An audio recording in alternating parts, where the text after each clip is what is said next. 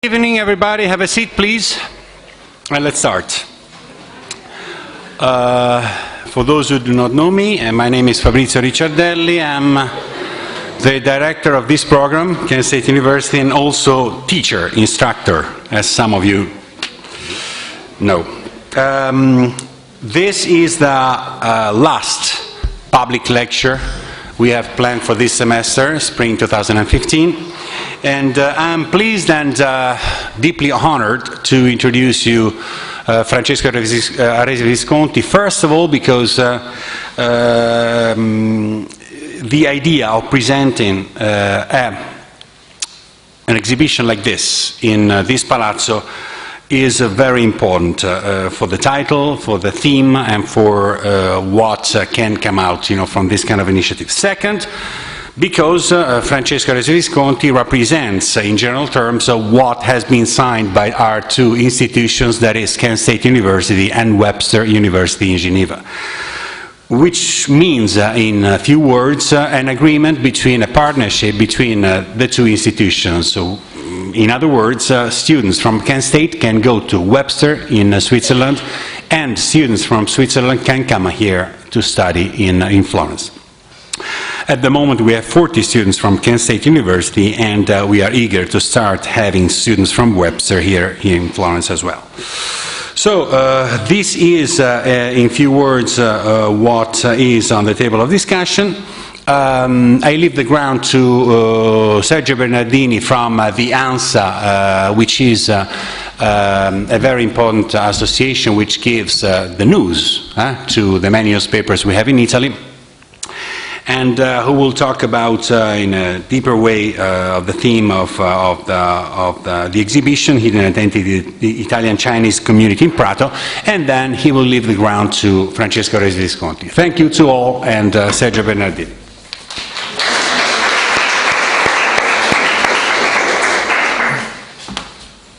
Thank you. I'm Giorgio Bernardini. It's not a problem, and I'm 33.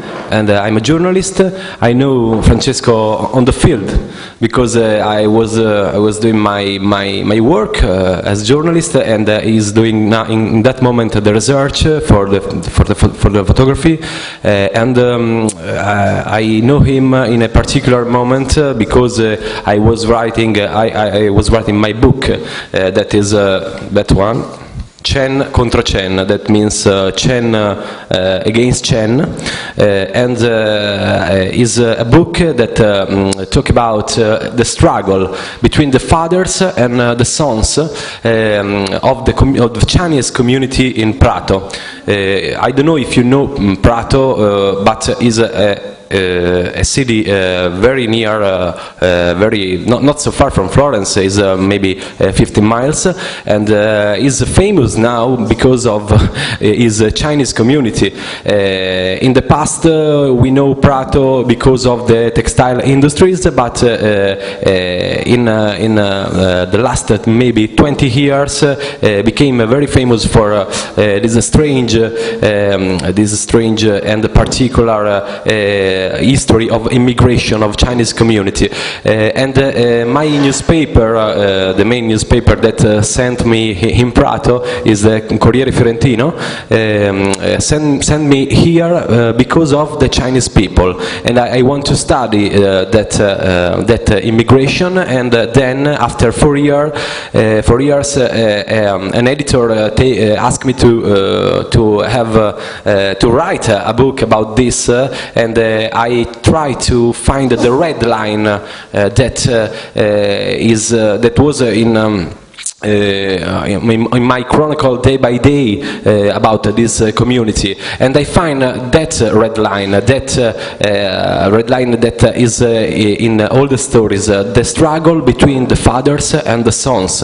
The fathers that come here in Prato for a strange period, for a close time, little time, and for became richer very fast, want to want to come back in China, and the sons and daughters that want to stay here, that dream about their future here in Italy and in Europe. So it's a silent struggle, not so easy to talk about. But in that book, I write 10 stories that talk about this struggle. So that's all. And thank you for your attention. Francesco Arese Visconti. Yes, yes, wow.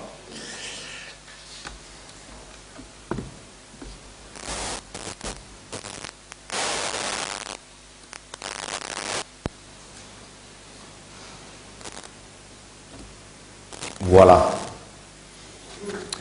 Hi everybody. Is it strong, too strong or? Okay. So, as I said before, I'm a photographer, and I teach at Webster University in Geneva. I'm the deputy head of the media department and the coordinator of the program. And in the last 4 years, I started researching on humanitarian topics, and in particular about migration.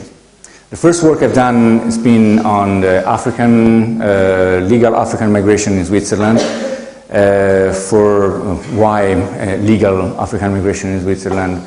Basically because in those days there was a huge migration from Africa, as actually also in those days, but there was the spring revolutions in the northern part of Africa, and my idea was to investigate what was happening in Switzerland because of the migration. And legal, because you understand that if you're not legal with documents to be photographed and published in a book is not a good idea. So that was the first project, and after that, when I finished, I decided to do something on more connected to my land. I'm from Florence, I was born here, and I moved to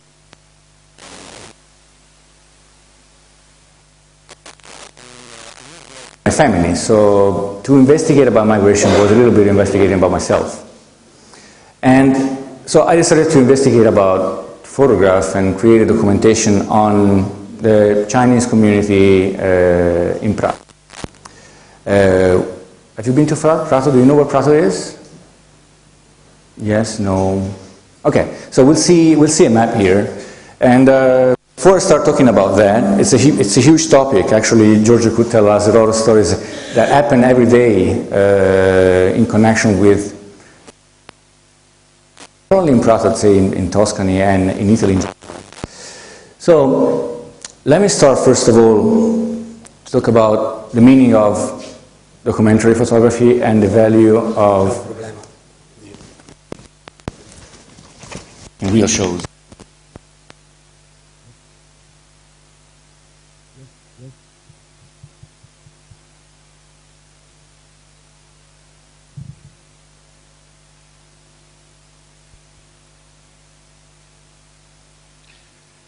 Okay, so the image you see on the right is an image taken in the Warsaw Ghetto in May 1943.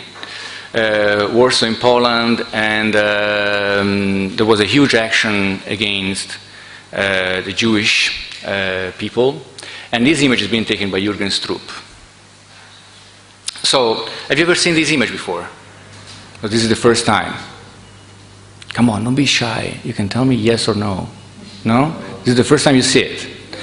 Okay, so this is a pretty famous image, and there's also a book about this photograph. And the reason why this image is pretty famous is because it represents an icon of an anti-Nazist action.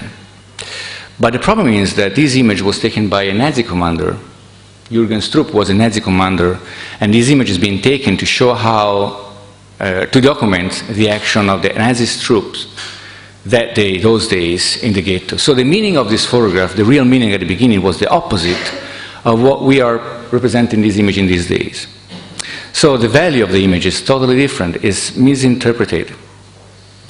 So when we use photograph photographs and photography as a medium, we have to pay a lot of attention because there's usually no text next to it, and the image can be misunderstood, and it's pretty delicate.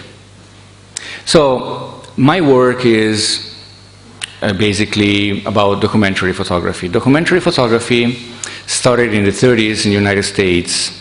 Is a word used also in France earlier, connected to photography. What does it mean? Basically, sorry,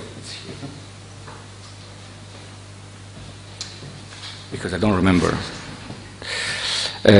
Walker Evans said it's a kind of photography precisely measured, frontal, unemotional, dryly textured, and to work in series in the same topic, on the same topic.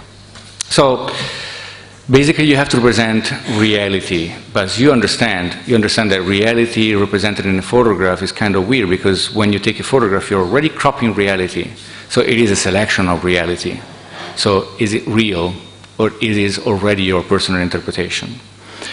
So after the work on the African community, you can stay here, that's fine, okay. So I got used now to this. So.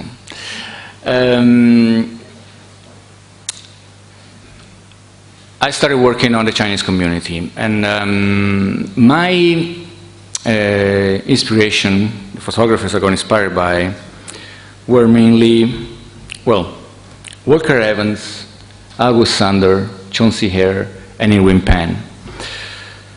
They are, in a way or the other, all documentary photographers. Irwin Penn actually is one of my favorite photographers because he's not just a documentary photographer, he is a photographer. He photographed fashion, is mainly known because of his covers of Vogue, and being one of the leaders in New York with Richard Avedon. You're doing fashion here too, right? So do you know Richard Avedon? Vogue, yes. You know Vogue, right? Okay, good. And so Irwin Penn published a lot of front covers and images on Vogue. But he was fond of documenting also the human being. So when he went to places where he was sent for assignments, he used to spend 1 or 2 weeks longer in that place to make sure he could photograph people. And out of those photographs, at the end of his career, he made a book called Words in a Small Room. And I'll show you here a couple of images. So Walker Evans, the first one in the list, American photographer, the first one to have a solo exhibition at the MoMA. He was hired by the Farm Security Administration, organized by Roosevelt government in the 30s, to photograph and document the Great Depression in the United States. So he left with other photographers to document the situation, and with writers too. So he went down to Alabama to take photographs of families, like in this case. And the interesting thing is that you can tell that we have, this is not just an image, but it tells us a story. You could tell that it's not a rich family already by the environment. Even if we eliminate the people from the room, you understand a lot of other things from the room itself, and the images on the walls, and even the cat down there. Well, it's not a dead cat, I guess, right? Otherwise it wouldn't be there. But it's pretty skinny and not really the sense of being in great condition. So he took a lot of photographs in that environment. A lot of them in this way. So frontal, with a neutral composition. But as I said before, when you crop an image already, you give your sense of, you're already interpreting the reality. He ended up making a book with a journalist called James A.G., Let Us Now Praise Famous Men, and it became a great book. And why I got inspired by him? Because in this book, the text and the photographs are separated. So the text is at the beginning of the book, and the photographs are in the second half. And that was the first time that's been made, to give the same value to the text and the same value to the photographs. And If you see the books that I've done about the Chinese community, and I'll show them later, we kept the same idea, to have photographs and text, to give the same importance to one and the other part of the book. This is an image taken by August Sander, German photographer, worked in Germany in critical years during the Nazis period. And this is the bricklayer. So he made a book. It was a long-term project, and that's also something that I like to do. For years, he worked on a project called the 20th Century Man. So the men of the 20th century. So I took photographs of people, and they were icons of what they represented. So here we have a bricklayer, but we have also the butcher, we have the farmers, we have the lawyer, and there's a variety. They are a variety in terms of backgrounds. So there are portraits, but they are called environmental portraits. So we understand something about their personality, a personality of people, or their social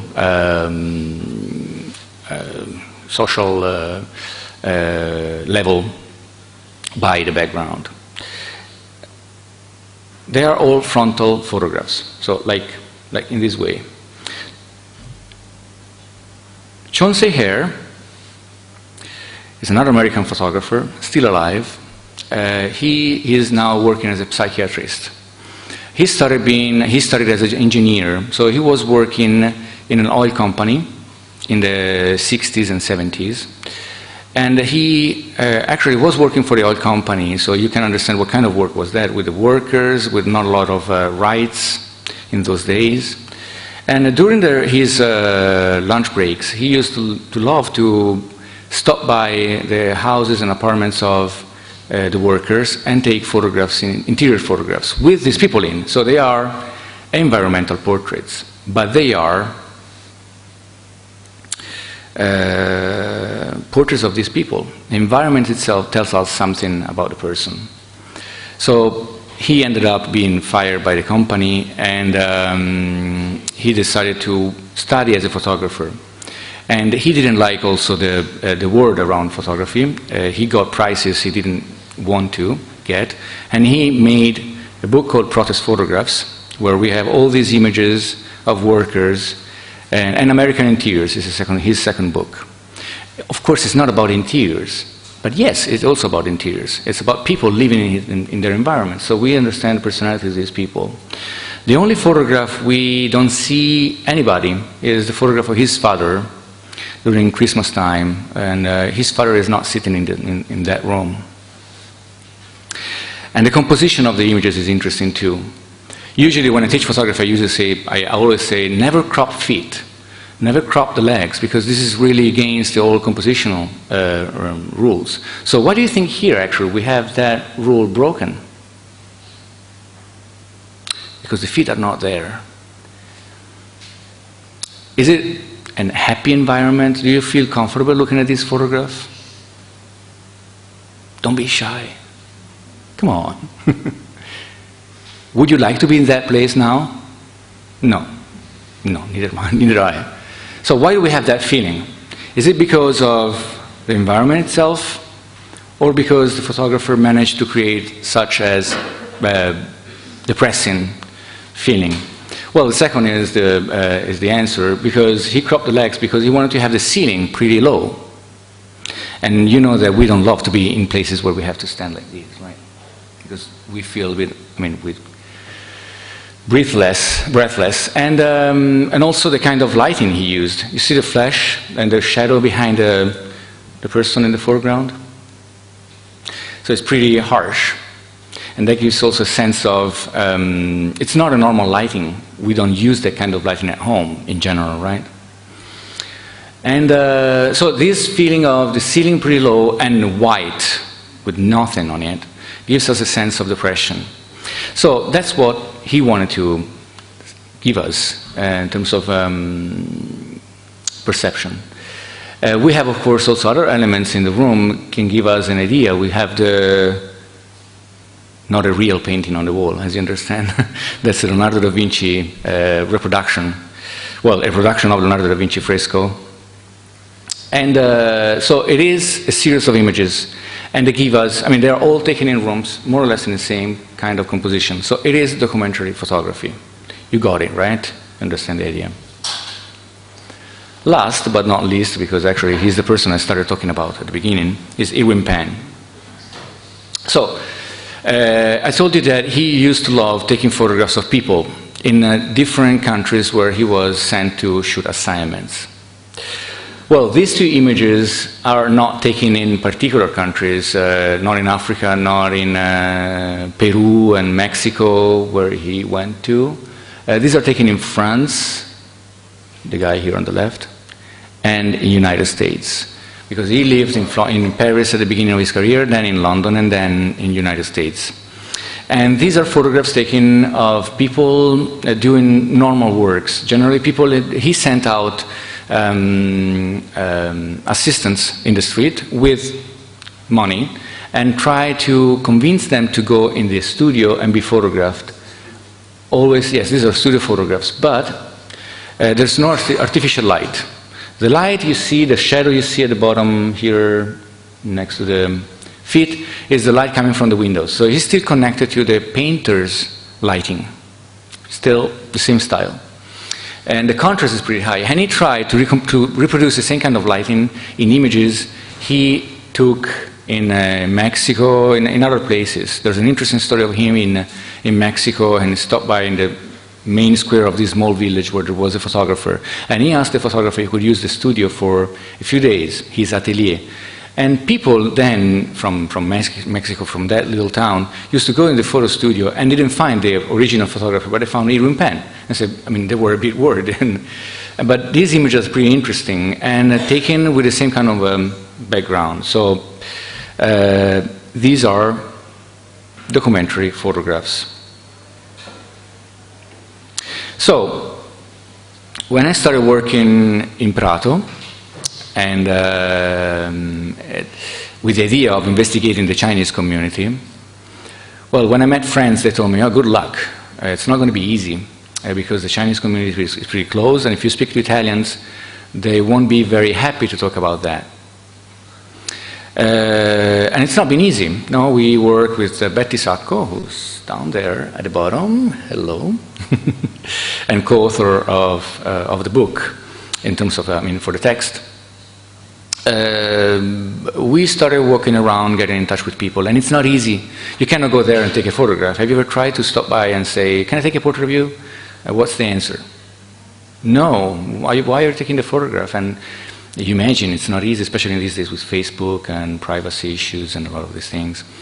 So you can imagine I want to go there and take photographs of people in their work environment or in the streets or in the church, as you can see in these images. It's not easy.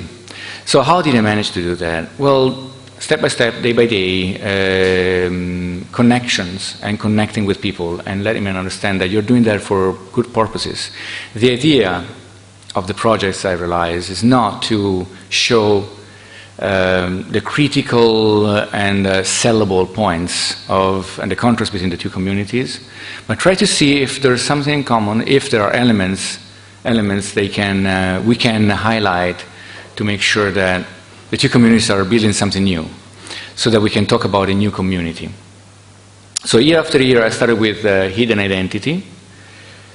I got in touch with people, places, landscapes. So my approach to documentary photography changed a bit, because it was not just about people, but it was also about places, locations, and situations, objects sometimes. So it was a bit more photojournalistic, and but still connected to documentary photography, because it was a long-term project, which is one of the elements that characterize documentary photography.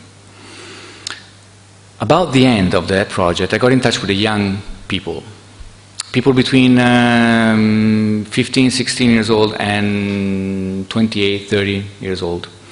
And at that point, I realized that there was a project starting from scratch. And that project actually happened to be finished in just a couple of months. Why that? I never do a project in 2 months. And actually, it's something that I'd like to tell you, don't do that. Don't do a project in 2 months, because it's too short. But because I got all the connections before, I got in depth with the topic already, working on the other project on hidden identity. So I started working on, and I realized, this project called We Prato, Youth in Transformation, which is mainly about the new generation of Chinese, the second generation of Chinese, so people that speak Italian as I do, probably even, I would say, not better, but with a stronger accent than mine. And the Italians, the same age, they're working with them to build the next generation, which is something normal for you in the United States, but it's not that common yet here in Italy.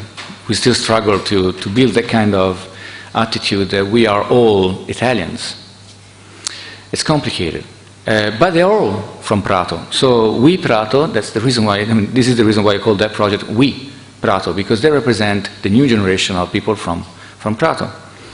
So I'm going to talk about these two different projects, Hidden Identity and We Prato. One is in color, the other one is in black and white. Two different techniques, because I wanted to highlight the difference of the approach, even though they are about the same environment. Do you understand that, or is it too complicated? And you tell me if it's not clear. Again, don't be shy and you raise your hand. Could you explain that again? Okay. So before looking at the photographs, we have to see some numbers, and why we focus our attention on that community. If you see the numbers here, and here we have numbers from London, Paris, and Madrid, where the population, the Chinese population, is just the 1.3% in London, the 0.56% in Paris, and the 0.54% in Madrid. So the impact of that community into the general population is probably different than in Prato, where you have around 200,000 people, and the 7.86%, these are numbers from the last year. The number written down here is actually wrong. It's not from 2012, but it's from 2014. 7.86%. These are the official numbers. But the unofficial numbers actually are talking about 60,000 people in general, because you can consider, legal and illegal, documents and with no documents. So we're talking about 31.4% of the general population. So you can understand that, and this happened in just a few years, from the 80s to 2015. So in a few years, people, and Betty could say actually a lot more about that, because she interviewed the people, and you can read the text in the book she wrote. They had a feeling of an invasion, because in 20 years you have nobody, and then in 20 years you have the 31% of the population Chinese.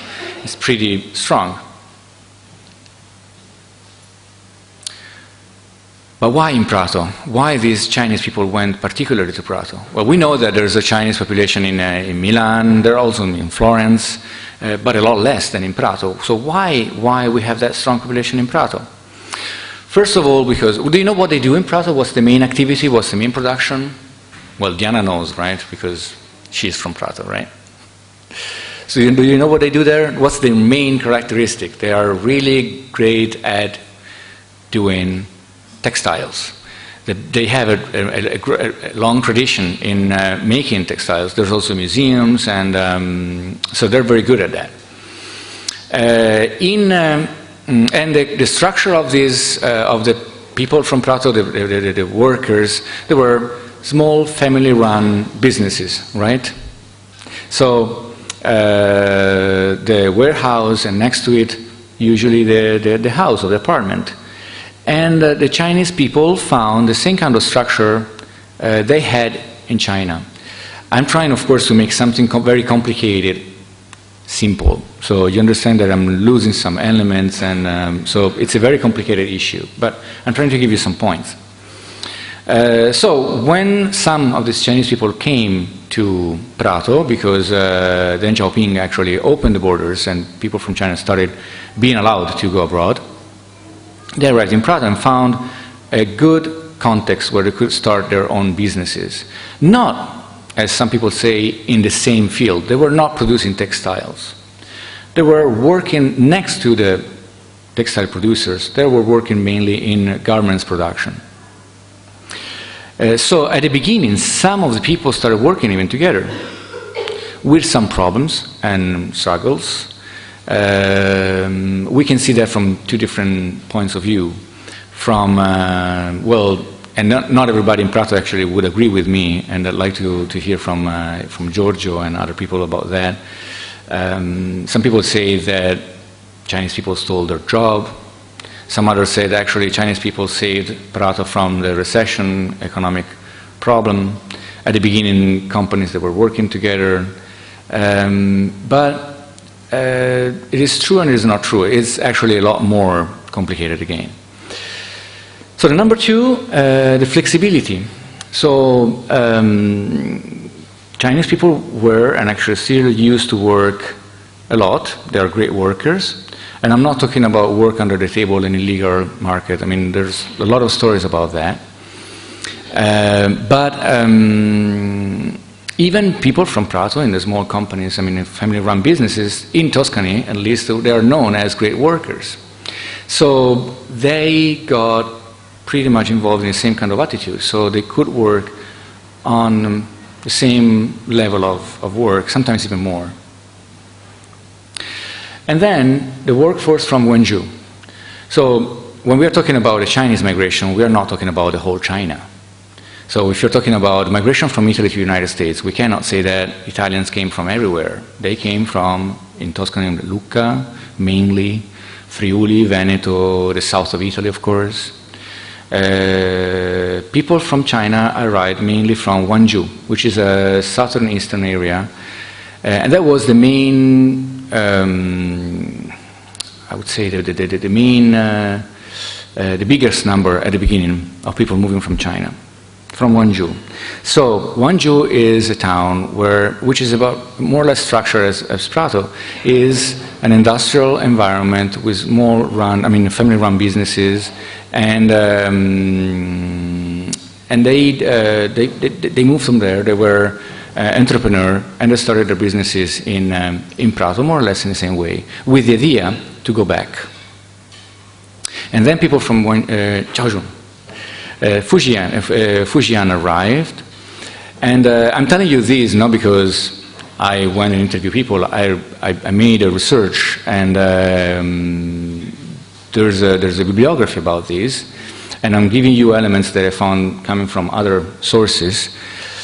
So first from Wenzhou, then Fujian, working for the Wenzhou people, and then from the northern part of China, from Manchuria mainly.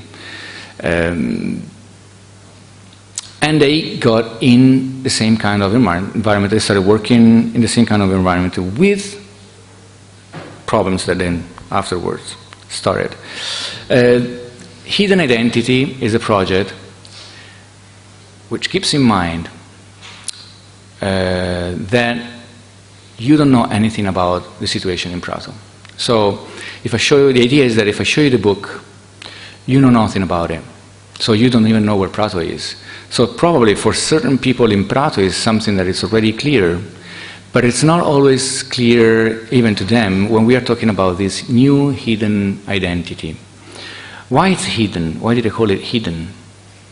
Well, we know about Italian identity. We know about the Chinese identity. It's not clear to everybody. It's usually a commonplace that we have these two communities, these two identities, working or fighting one against the other, or trying to work something out to make it, to start being connected and integrated.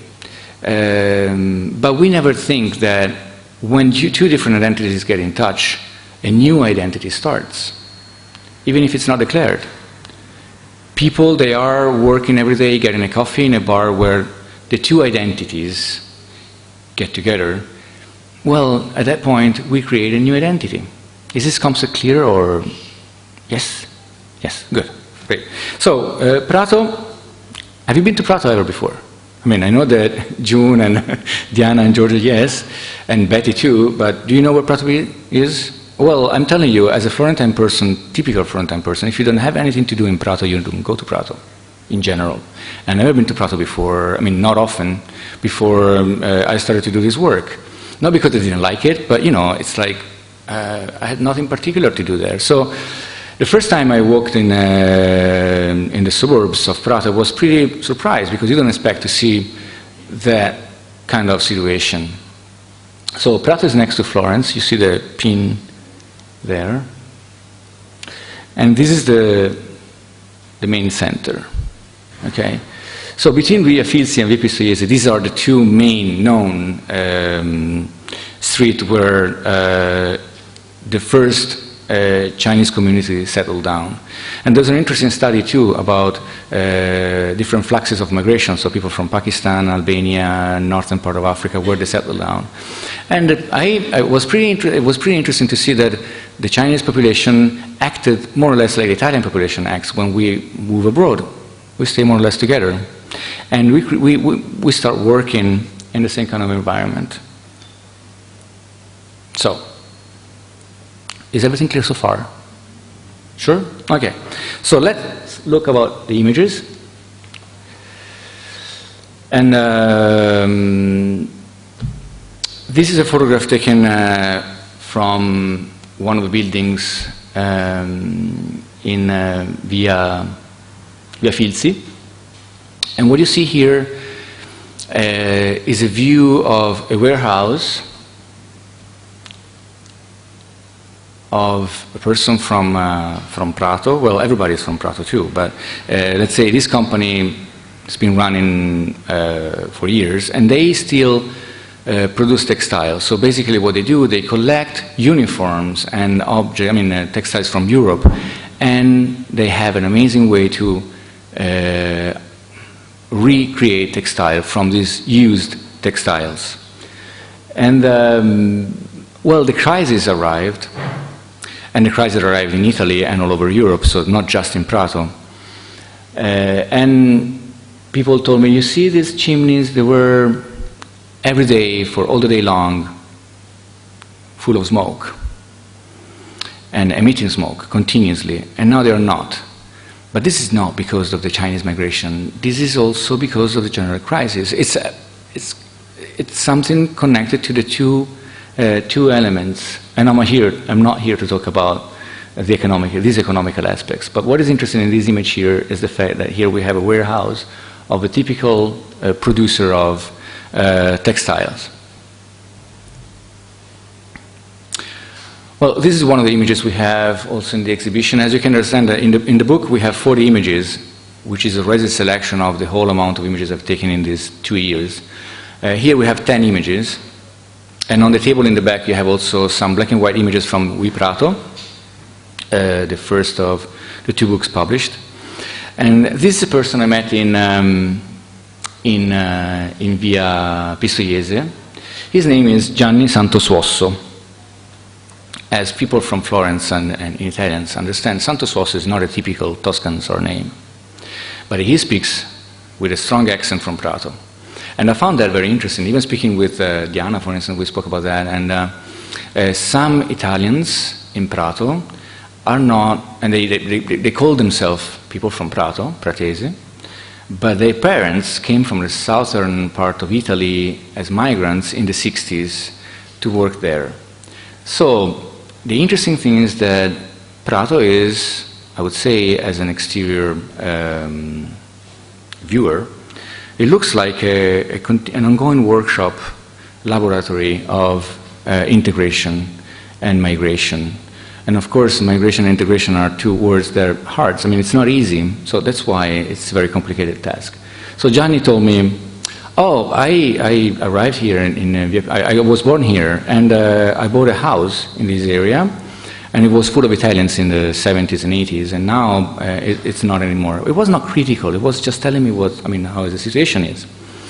And he told me, next to my garden, on the right and on the left, I have basically dormitories. And I start my book with this image because I want people to understand that my book is not about this.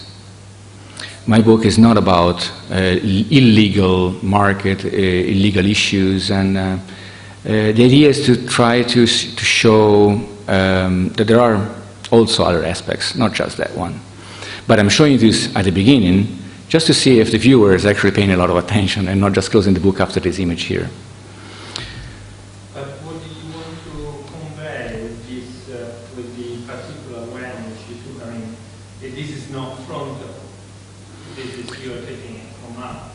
Yes. What do you want to convey in terms of... Because all this, you see his garden. This is his garden.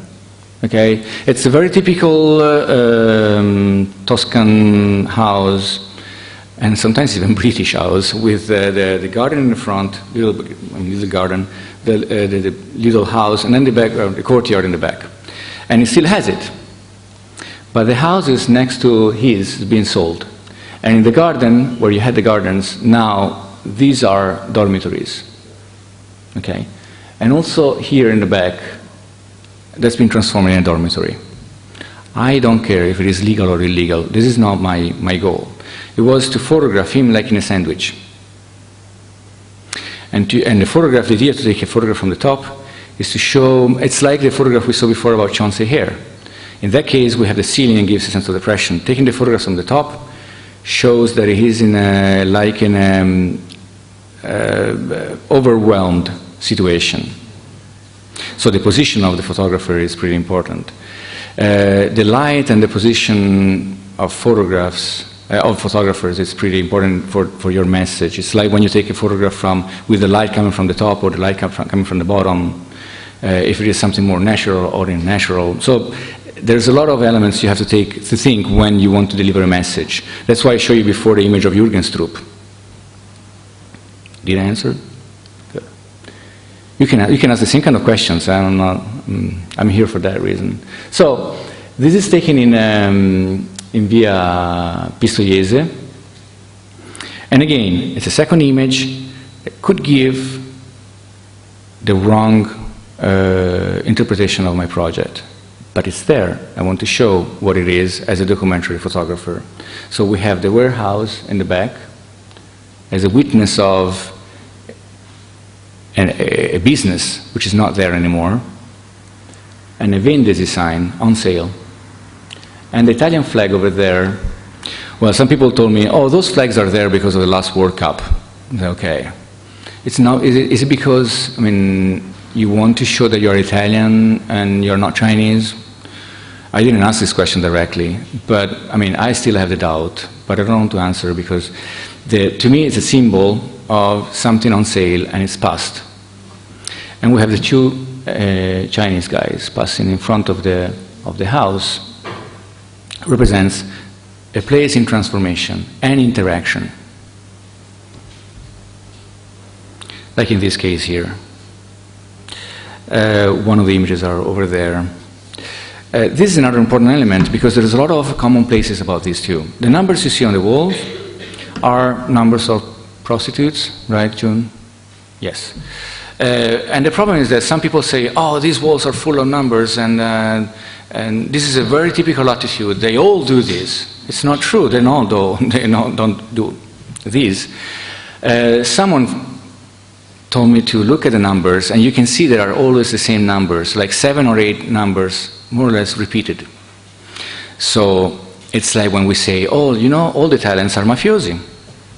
And all the Italians play mandolino. It's not, I don't know, I don't play any music, so I can whistle under the shower, but... so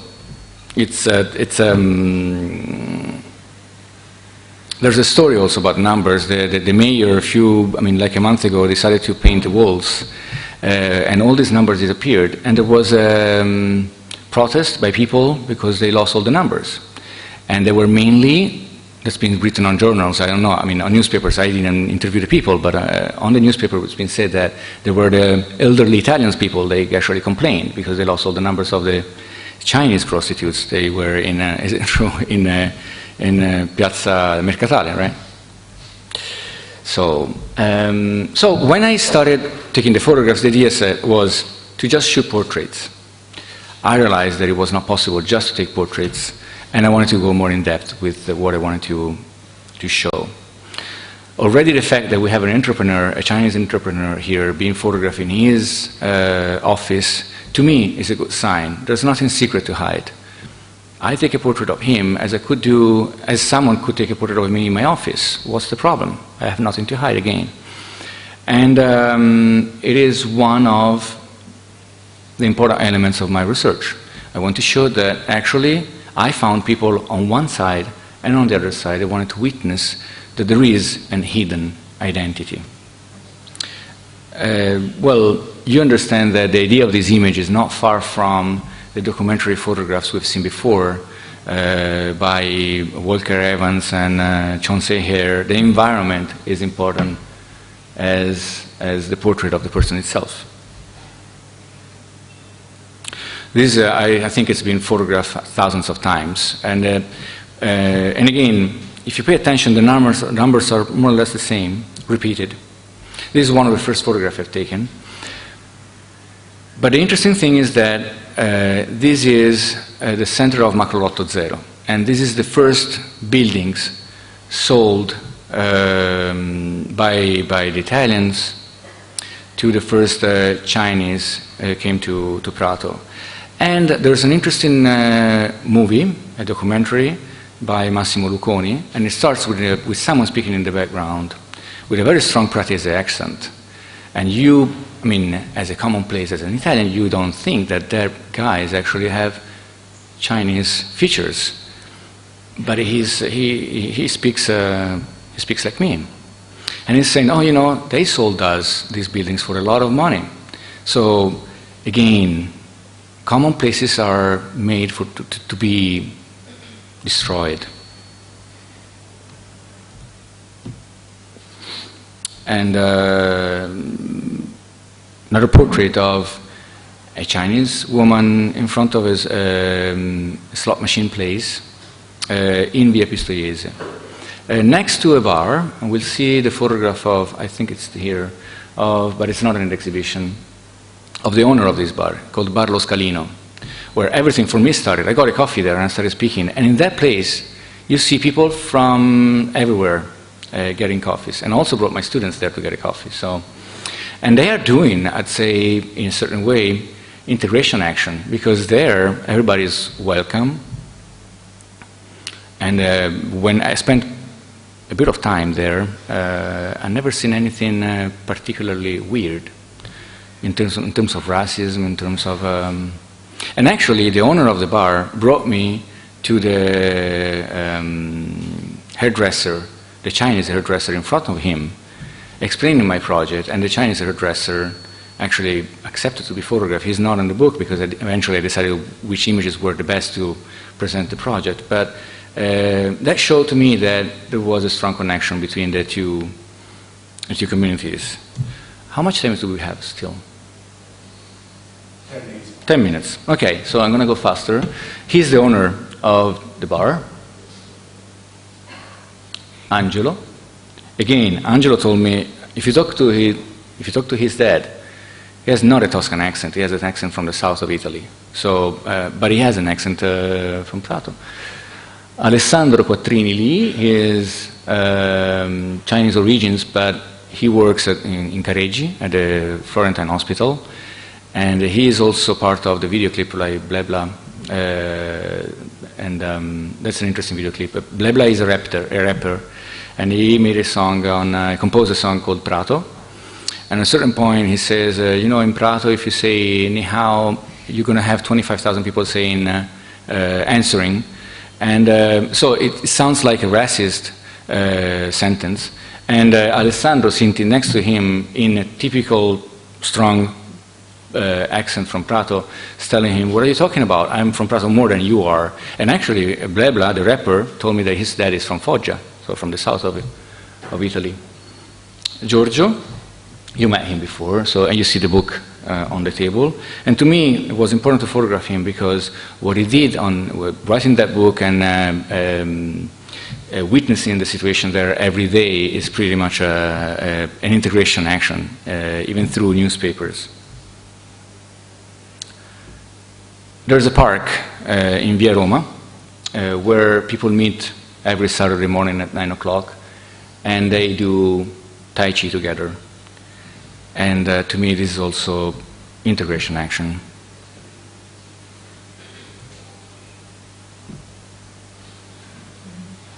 And June, and these are the young people. I have to thank them officially, because they are from the Dagomari Institute, where they have a percentage, like 52% of the student population is not Italian, let's say in brackets. But they hosted me. They were very very open to be photographed, and so I have really to thank them. It's been really great to have that cooperation. And this is the Catholic Church where I had a chance to photograph Father Francesco. He has a mass every Sunday in Chinese for the Catholic Chinese community. And the Buddhist temple. They invited us to photograph. They hosted us. They gave us food for free. I mean, we went out there. We were really, really full of food. And this is the second project. So, New World in black and white. The bottom of the images is out of focus, as well as the top, because I wanted the viewer to focus their attention on the faces. And I wanted to photograph them in integration places, places they consider places of integration, places they are usual places, places where they usually walk, work, play, spend time with the others. And you see the cypresses in the back. Clearly they are from, the symbol of Tuscany. And Marco is also the guy you see down there with the Fiorentina football team flag, because he's a strong supporter of the Florentine team, as I am. So the interesting thing, when I went to talk to him, to photograph him, he told me, I'm sorry, he asked me if I wanted something. I said, well, a cup of water, why not? And he gave me an inter-football club cup, and he said, I'm sorry, I have to give you this cup. And I said, oh yeah, that's fine. But you're not a supporter of Inter? And he said, no, not at all. My brother is Inter supporter. I'm from Florence. I'm a supporter of Fiorentina. I go almost I want to go to the stadium. And at that point, something clicked in my head, and we were brothers. Laura, she's a Buddhist, and of course this is taken in the Buddhist temple. Julia, a lot of these young people, especially, the Chinese origin, they're facing also psychological issues, because, as I said at the beginning, the main idea of the first wave of migrants from China was to earn money and go back, as a lot of Italians do. But once they have children, these children, and as I have, because I have two kids, they were born basically in Switzerland, not always they want to come back. And they have to choose if they want to keep their Italian passport or the Chinese passport, because you cannot keep both. Julia decided to keep the Italian passport, and of course she cut the line with her Chinese roots. This is the Istituto Dagomari in Prato, and June and the others were there with me that day. If you want to more, you can go on my blog, and you have the links to the blogs. Do you have you have questions? Don't be shy. Anything. Yes. Yes, I have a question. There is a famous episode by the life of Albert Santos, one of them, in which he was photographing his secretary. And she was smiling, and he asked her to take off the smile because to catch the essence of a person, they don't have to smile. Now, I was looking at the picture, thinking about that, and noticing you don't have smile, and you have some smiles in actually some of the pictures. I wondered I just wanted to ask you to respond to that, and if sound like that picture. Did he actually put himself in that position, or did he smile? No, I asked him. No, this is a very interesting question. It is a very interesting question. As I told you at the beginning, Hidden Identity, the scholar work, actually is not that documentary as We Prato. It's more photojournalistic, it's more a reportage. But if you look at the images about we Prato, they are never smiling. Why? And someone asked me the same question. Well, he's kind of, but not really smiling a lot. Because they are icons. They don't represent, they represent themselves. They are the representation of the people, the young people from Prato, the next generation. What I'd like to see happen in other places too. What happened also in the United States in the past. And one actually is what is happening now in Prato. So, but this is the first generation. And they don't smile because I don't want to, they act like statues. You know, like the kuros, the Greek kuros from my archaeology background. They are statues sitting in the center of a scene. And that's why the arms are next to the body. Like the Greek kuros. Did you answer? And one is in color and the other one is in black and white. Yes. Other questions? No? Okay then. Thank you.